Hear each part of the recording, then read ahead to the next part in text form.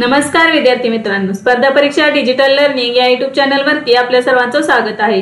विद्यार्थी मित्रांनो, आज आहे 12 जानेवारी 2024। तर आपल्या डेली करंट अफेअर्सच्या सीरीज मधील आजच्या दिवसासाठीचे काही महत्त्वाचे चालू घडामोडींचे घटक आज आपण अभ्यासूया। चला तर मग आजच्या व्हिडिओला सुरुवात करूया। फर्स्ट क्वेश्चन आहे, लोकसभेच्या किती खासदारांना संसद रत्न पुरस्काराने सन्मानित करण्यात आले आहे? तर याचे योग्य उत्तर आहे 5 खासदारांना। तर जानेवारी 2024 मध्ये संसद रत्न पुरस्कारासाठी 5 लोकसभा खासदारांची निवड करण्यात आली आहे।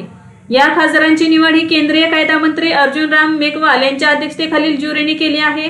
तर या ज्युरीमध्ये भारतीय निवडणूक आयोगाचे माजी अध्यक्ष TS कृष्णमूर्ती सदस्य होते।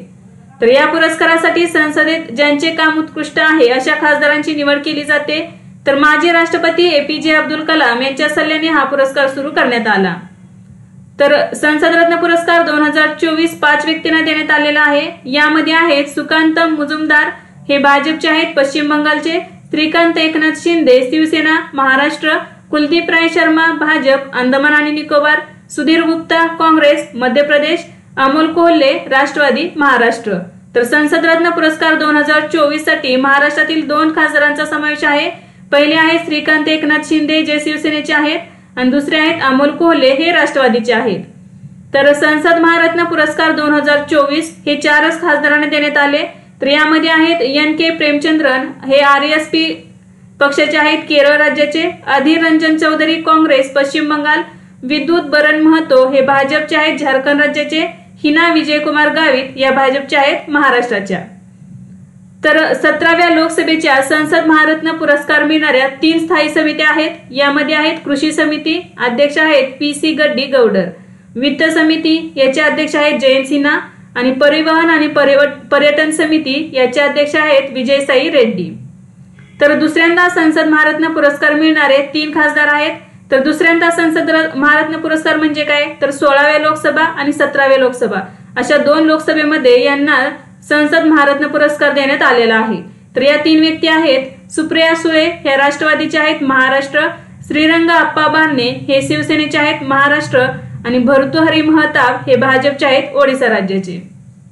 नेक्स्ट क्वेश्चन आहे, IIT मद्रासचे नवीन कॅम्पस कोणत्या देशात सुरू होणार आहे? तर याचे योग्य उत्तर आहे श्रीलंका। तर नुकतीच श्रीलंकेचे शिक्षण मंत्री डॉक्टर सुशील प्रेमजयंता यांनी सांगितले आहे की श्रीलंकेतील कॅडी येथे IIT मद्रासचे नवीन कॅम्पस सुरू करण्यात येणार आहे। तर कोठे करण्यात येणार आहे, तर श्रीलंकेतील कॅडी येथे। आणि कोणते IITचे, तर IIT मद्रासचे। तर श्रीलंकेचे अध्यक्ष रानिल विक्रमसिंघे यांनी अर्थमंत्री म्हणून सादर केलेल्या 2024च्या अर्थसंकल्पाचा हा प्रस्ताव होता। तर यापूर्वी IIT मद्रासने नोव्हेंबर 2023 मध्ये टांझानियामध्ये आपले कॅम्पस सुरू केले होते। नेक्स्ट क्वेश्चन आहे, अंतर्देशीय जलमार्ग विकास परिषदेची पहिली बैठक कोठे झाली? तर याचे योग्य उत्तर आहे कोलकाता। तर जानेवारी 2024 मध्ये अंतर्देशीय जलमार्ग विकास परिषदेची पहिली आवृत्ती पश्चिम बंगाल राज्यातील कोलकाता येथे आयोजित करण्यात आली आहे। तर अध्यक्ष आहेत केंद्रीय जहाज बांधणी आणि जलमार्ग मंत्री सर्बानंद सोनोवाल।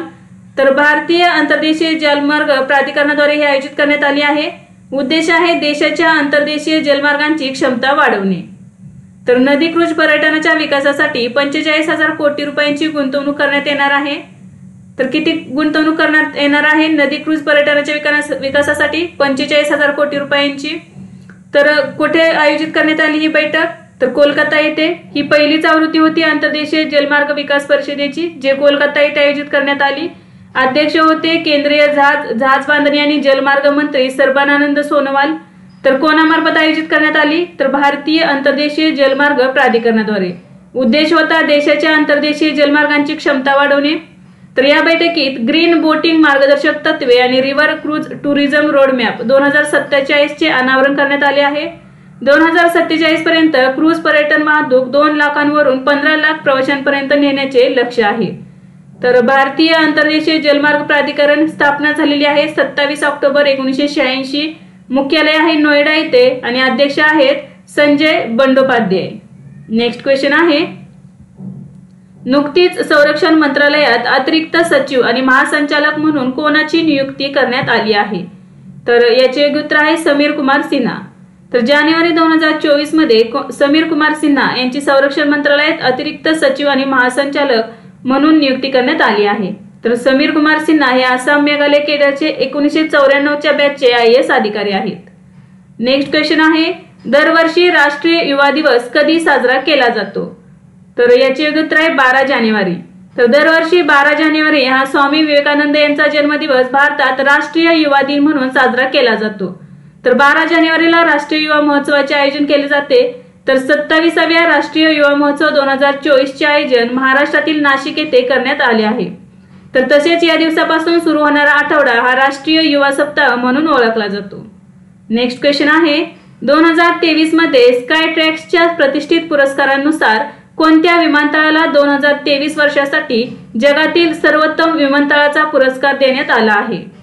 तर याचे योग्य उत्तर आहे चांगी विमानतळ, सिंगापूर। तर जानेवारी 2024 मध्ये स्काय ट्रॅक्स या हवाई वाहतूक संशोधन संस्थेने सादर केलेल्या प्रतिष्ठित पुरस्कारानुसार सिंगापूरच्या चांगी विमानतळाने 2023 सालसाठीचे जगातील सर्वोत्कृष्ट विमानतळ म्हणून पुन्हा स्थान मिळवलेले आहे।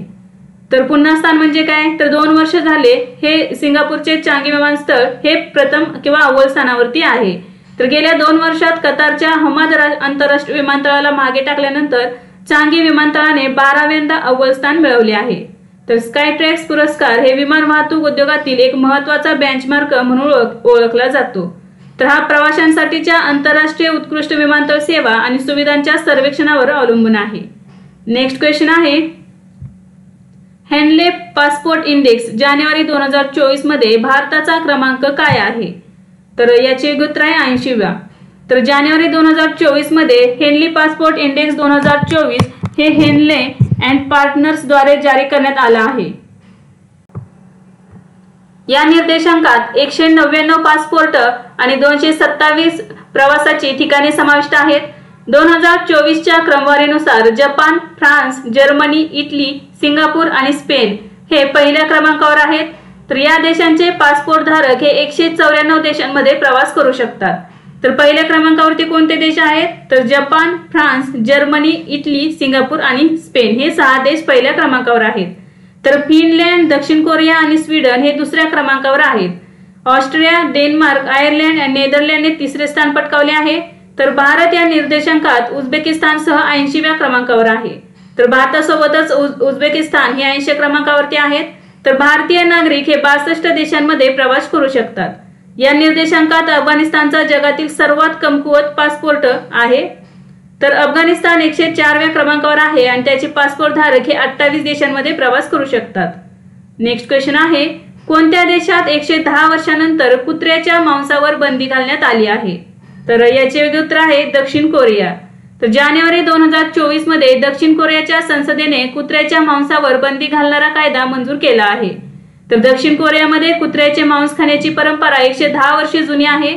तर नवीन कायदा लागू झाल्यानंतर कुत्र्यांचे पालन, कत्तलखाना तसेच कुत्र्यांची विक्री आणि त्यांचे मांस खाण्यावर बंदी घालण्यात येणार आहे। तर जर कोणी कायदा मोडला तर त्याला 3 वर्षांचा तुरुंगवास किंवा दंड भरावा लागेल अशी तरतूद या कायद्यात करण्यात आली आहे।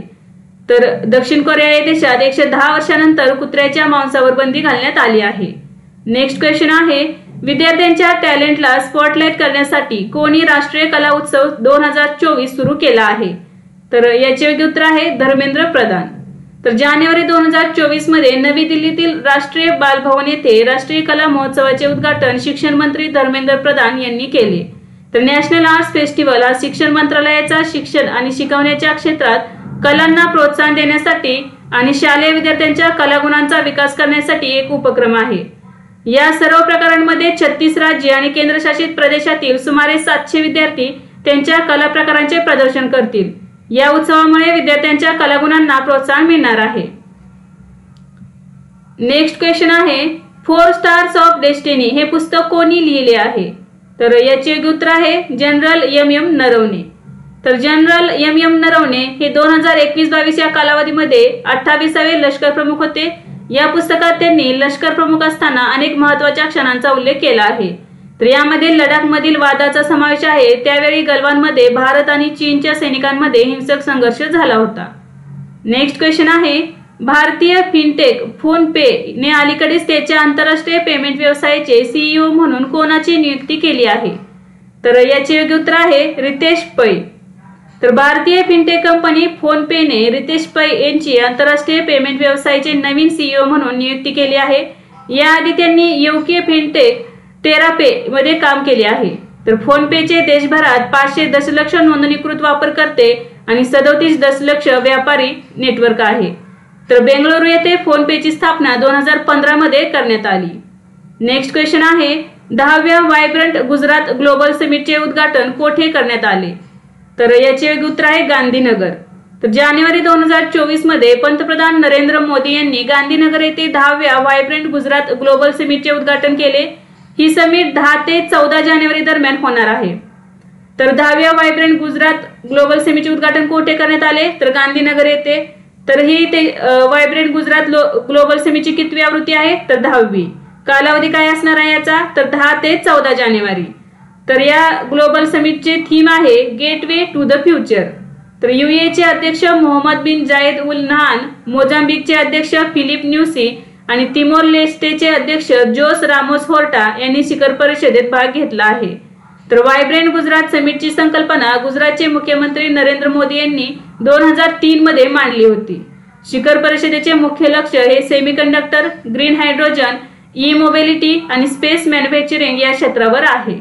नेक्स्ट क्वेश्चन आहे नुकतेच फुटबॉलपटू फ्रान्झ बेकनेबॉर यांचे निधन झाले, ते कोणत्या देशाचे महान फुटबॉलपटू होते? तर याचे योग्य उत्तर आहे जर्मनी।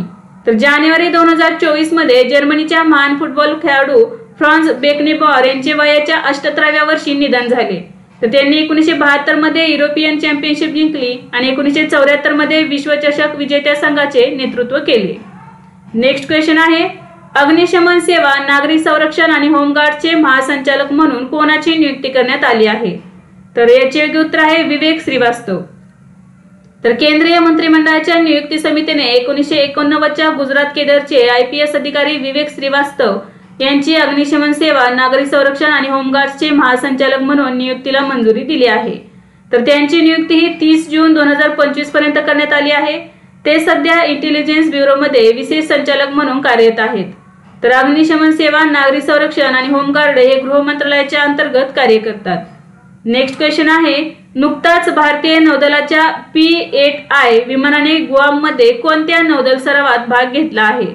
तर याचे योग्य उत्तर आहे सागरी ड्रॅगन 24 सराव। तर जानेवारी 2024 मध्ये अमेरिकेच्या गुआममध्ये होणाऱ्या सागरी ड्रॅगन 24 या नौदल सरावात भारतीय नौदलाच्या P-8I विमान सहभागी झाले आहे। तर हा सराव अमेरिकन नौदलाच्या नेतृत्वाखालील पाणबुडी विरोधी युद्ध सराव आहे। तर कोणाच्या नेतृत्वाखालील हा सराव आहे? तर अमेरिकन नौदलाच्या कोठे आयोजित करण्यात आलेला आहे? तर अमेरिकेच्या गुआममध्ये। तर आणि कालावधी काय आहे? तर 10 ते 22 जानेवारी दरम्यान नियोजित सी ड्रॅगन 24 ही US नेव्हीने आयोजित केलेल्या सरावाची 4थी आवृत्ती आहे। तर सागरी ड्रॅगन 24 सराव ही कितवी आवृत्ती आहे? तर 4थी आवृत्ती आहे। कालावधी आहे 10 ते 22 जानेवारी। तर जमिनीवर आणि हवेत व्यावसायिक संवादाद्वारे सहभागी नौदलांमधील समन्वय आणि आंतर कार्यक्षमता सुधारणे हे या सरावाचे उद्दिष्ट आहे। भारतीय नौदलाचे P-8I हे लांब पल्ल्याचे सागरी गस्ती विमान आहे। इंडियन नेव्हल एअर आर्म ही विमानचालक शाखा आणि भारतीय नौदलाची लढाऊ शाखा आहे। या सरावामध्ये युनायटेड स्टेट्स, ऑस्ट्रेलिया, दक्षिण कोरिया, जपान आणि भारत यांच्या नौदल दलांचा समावेश आहे। तर कोणाचा समावेश आहे किंवा कोणत्या देशांचा समावेश आहे? तर युनायटेड स्टेट्स म्हणजेच अमेरिका, ऑस्ट्रेलिया, दक्षिण कोरिया, जपान आणि भारत।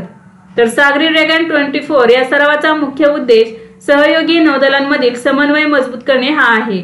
या सरावामध्ये भारतीय नौदलाचे P-8I, US नेव्हीचे P-8A, जपान सागरी सेल्फ डिफेन्स फोर्सचे P-1, रॉयल कॅनेडियन एअर फोर्सचे CP-1400 आणि रिपब्लिक ऑफ कोरियाचे P-3C या विमानांचा समावेश आहे।